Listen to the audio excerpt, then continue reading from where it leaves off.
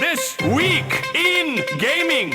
Sony is suing Tencent, a Chinese-based gaming company. The reason for the sue is, China did what China does and just kind of snatched up an intellectual property and said, thanks, that's mine now.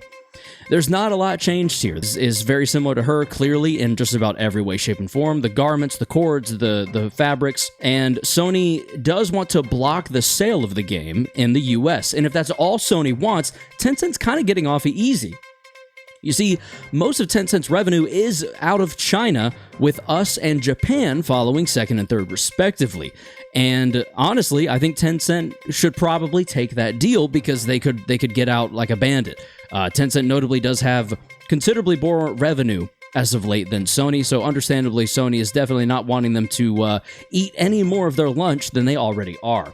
In other news, Battlefield 6's reveal trailer happened recently, and if you're living under a rock, it looks like this. It kind of looks like the combat is coming home. The president is addressing the nation. We see a shot of what appears to be a bridge in the middle of New York City. And in addition, we've now gotten the multiplayer trailer, and there's some familiar maps in here. Some of the maps look like they're, again, US-based. Some of them look like something you might have played in Battlefield 3 or 4, or at least they did to me as a Battlefield 3 player.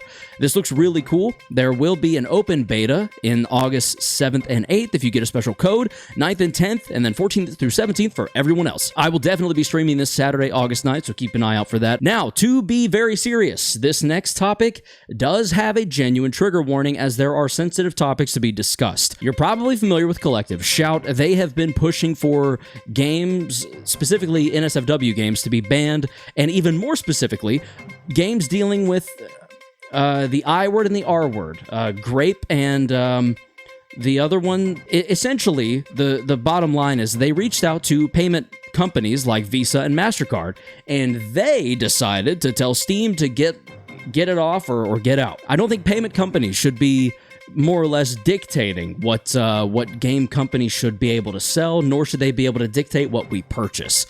Do I think those games dealing with those two topics should exist? No, that's disgusting.